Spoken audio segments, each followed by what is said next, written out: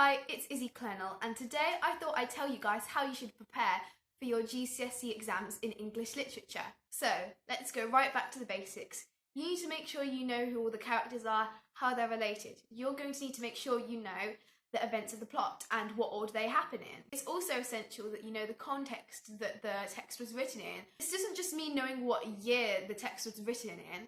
It means knowing what life was like then for the average person, for the rich people, for the poor people, what was politics like, who was on the throne at this time, what gender roles were like at that time, what were the controversial issues of that time, had there been any wars around that time, all this sort of thing. Once you've learnt about both the text and the context in which it was written, you can combine your knowledge of both and show your examiner that you understand how the plot of the book or the characters of the book link to wider ideas and themes. Essentially, you need to explain to the examiner how you know that the author has used characters and plot devices to convey their messages and their opinions on the social norms of their time. So, if you don't have a crystal clear idea of what life was like when the text was written, then you need to make sure you go research that, because that is an essential part in persuading your examiners that you fully know everything about the book.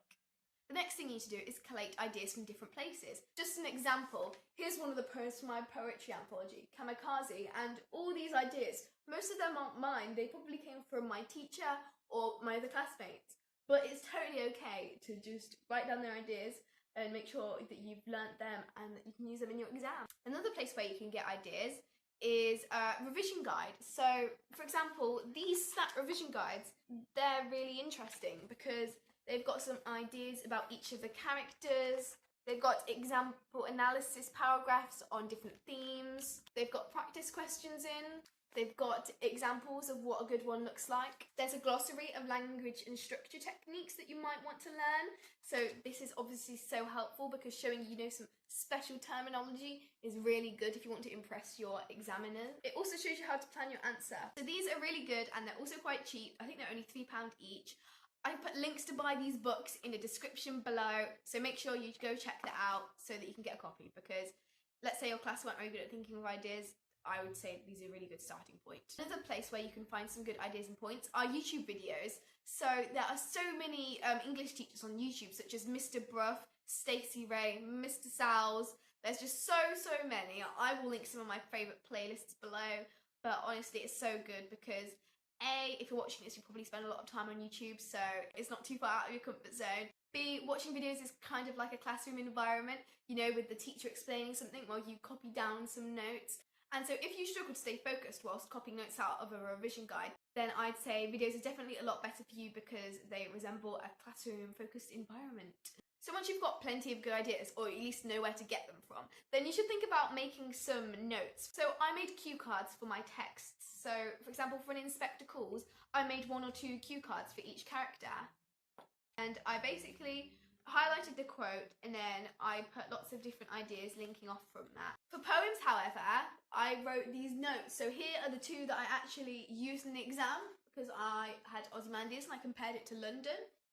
And so basically I used Mr. Bruff's videos for these and they were really good. They especially helped me understand how structure could be used to add meaning to a poem. For example, London, the repetitive ABAB rhyme scheme and the repeated words show the relentless and repetitive overwhelming suffering in the city and how inescapable it is. Oh, and the word chartered for a bit of language. Chartered was just basically when people own land, for example. So it shows that nature's privatised, but perhaps it should be owned by all. Land is used for money. So human power control forced on the Thames, which is another quote. It shows that humans seek to control and organise an uncontrollable river. It's a satirical attack on an obsession with property rights, an attack on human power. Laws can't control how a river flows. Misuse of power on chartering means rich get richer and poor were restricted, and the gap between them got bigger. And the chartering led to the suffering of the poor. So yeah, basically it was just mocking the rich people and also pointing out how they'd exploit the poor people by talking about the Thames being chartered. So that's just 2 words and there's a whole paragraph, and that's just summarised notes. So on a page in an exam, I'd probably write a whole page about that. Once you've written all these notes, you can actually practice doing some essay plans, as well as practicing timed exam questions. It's also good to get lots of questions and just write a plan of what you'd write for each of these questions, because then you can get through a lot more and you'll feel a lot more prepared whatever comes up. So here's an essay plan on how I'd compare what the writer said about individuals' experiences in both kamikaze and checking out my history. So I'd come up with these themes based on what quotes I could remember in the exam, and I basically think, oh well, does this quote and does that quote, do they have anything that they're both saying or saying opposing things about? So for example, rejection in kamikaze, I'd talk about how he'd been rejected by his friends and family. I'd talk about how he needed to reject either his personal goals or the goals that he was fighting for his country. In checking out my history, it was either a case of rejecting his own heritage or being rejected from society. And so I'd talk about a certain quote and say how it linked. For example, the repetition of "dem tell me" could show how he repeatedly felt rejected, as well as saying how it was the phonetic Creole and had to be passed down verbally as it wasn't written in history books, and it also shows that he was ignoring Eurocentric grammar. So while Europe ignores what's important to him, he ignores what's important to Europe. Another way to prepare for the exam, as well as writing some essay plans, is to make some quote walls. So whenever there's a quote and you're like, oh my gosh, I know so much to say about that one, I could literally write pages about it if that theme came up in the exam, or something like that, then make sure you put it on a quote wall. So basically, I just got some post-it notes and stuck them on pieces of paper, and then I stuck these pieces of paper up in my room. Or just put them wherever you're going to look at them, because the more you look over this or you test yourself on it, the more you're going to memorise it. So that's really important, because obviously memorising quotes is a bit of a pain. That shouldn't be what we're being examined on, but if you don't remember the quotes, you're going to be at a huge disadvantage. Finally, you need to make sure you know exactly what's going to happen in the exam. So some questions, such as the ones in paper 1, you'll get an extract printed for, but for paper 2, your modern text, you're not given an extract from,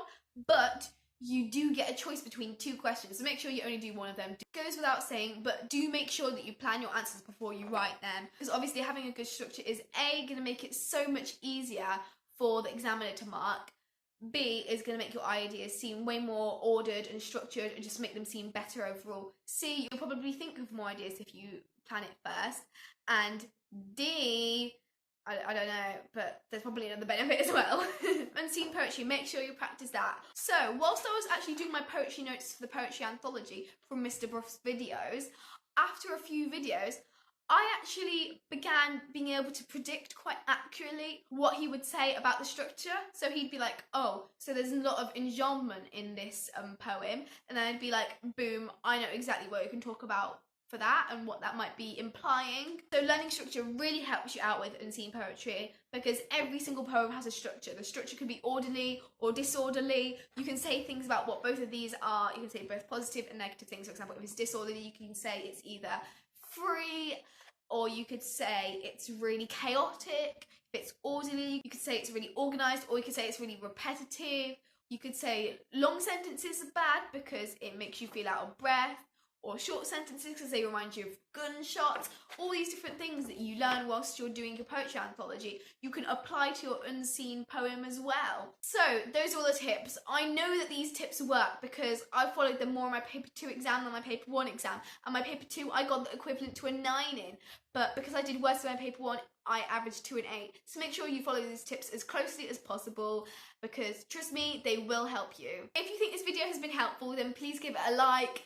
Comment how you're feeling about English literature, share it with your friends so that they know how to approach the exams as well. Make sure you subscribe to get good luck in your exams, and so that you can see more exams and study tips in your subscription box.